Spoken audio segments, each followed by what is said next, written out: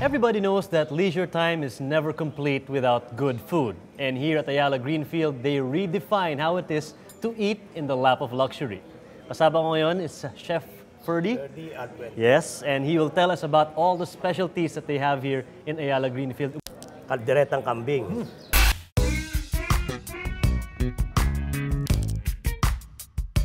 Actually, ang kalderetang kambing, pamilya na dito sa atin sa Pilipinas.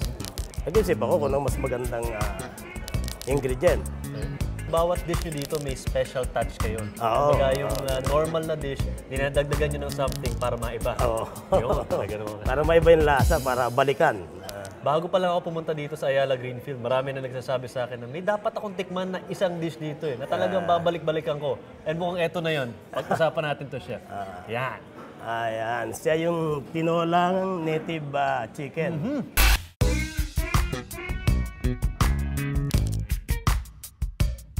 Dito sa Ayala Greenfield, talagang sinisiguro ko na Tagalog na manok.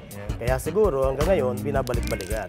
Pero siyang down sili, papaya, yung siling haba. Parang gano'n, finger chili. Ang pinakang nagdadala ng lasa niyan, yung dahon ng sili. Eto, ano naman to? Ito yung tinatawag na beef rendang.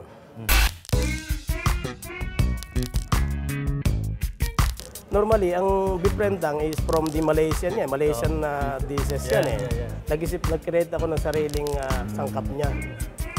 Kaya siguro, nung pumasok ako dito, isa na yan sa naisip ko na i-apply dito. Well, living in the lap of luxury is starting to become something I'm getting used to. And now, before I start with all the other good dishes here in front of me, time to sample Chef Ferdy's special salad. Looks delicious. And guess what? It is delicious.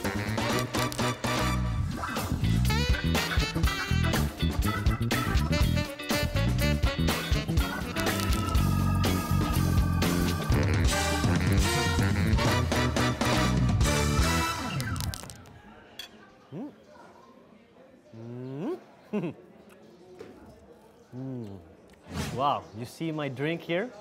Their drink of the month, their Buko Pandan, with the delicious pandan jelly, and the special drink here has vanilla ice cream on the top. I'm gonna enjoy this and the rest of my food here in Golf Treats.